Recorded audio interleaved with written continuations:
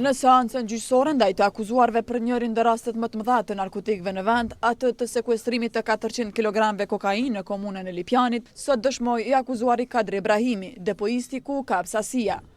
Paraprakisht leje për t'u larguar nga seanca për arsye shëndetësore, kërkoi i akuzuari tjetër Kadri Sheqiri.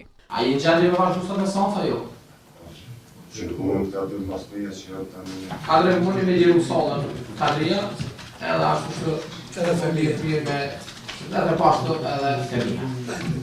Mëtej para trupit gjykues nisi dëshmimi i dyshuari Kadri Ibrahimi, i cili gjatë pyetjeve nënvizoi se pozita e tij në detyrën e DPI-sit kryesor daton që nga viti 2015. Ibrahimi sqaroi në detaje hap pas hapi procesin e arritjes së mallit dhe procedurave që ndërmerr kompania. Sipas aktakuzës, Kadri Ibrahimi paletën me substancë narkotike me qëllim të mos identifikimit e ka ndarë në një pjesë të veçantë.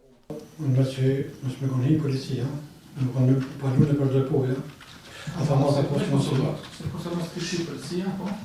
Që të da mos ka posë mundësi, mos ku ketë Kosovën e për marketat e ketë Kosovës. Na posë mundësi që të shkajnë e për marketat e... Se në paketat nuk i hopëm, edhe...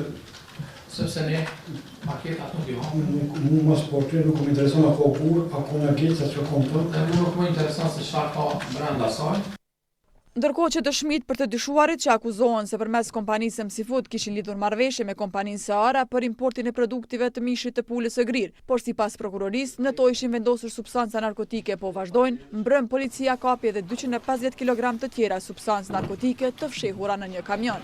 Në një aksion të përbashkët me prokurorinë speciale, doganë dhe agjensinë për inteligjencë, kapja substancave narkotike në një kamion që lëvizte në autostradën Ibrahim Rugova rezultoi në një të arrestuar që vazhdon të jetë në mbajtje. Drejtori i Drejtorisë Antidrogës, Reshat Murseli, deklaroi për televizionin publik se bazuar në informacionet që ka departamenti, droga dyshohet se nuk ishte destinuar për tregun e Kosovës.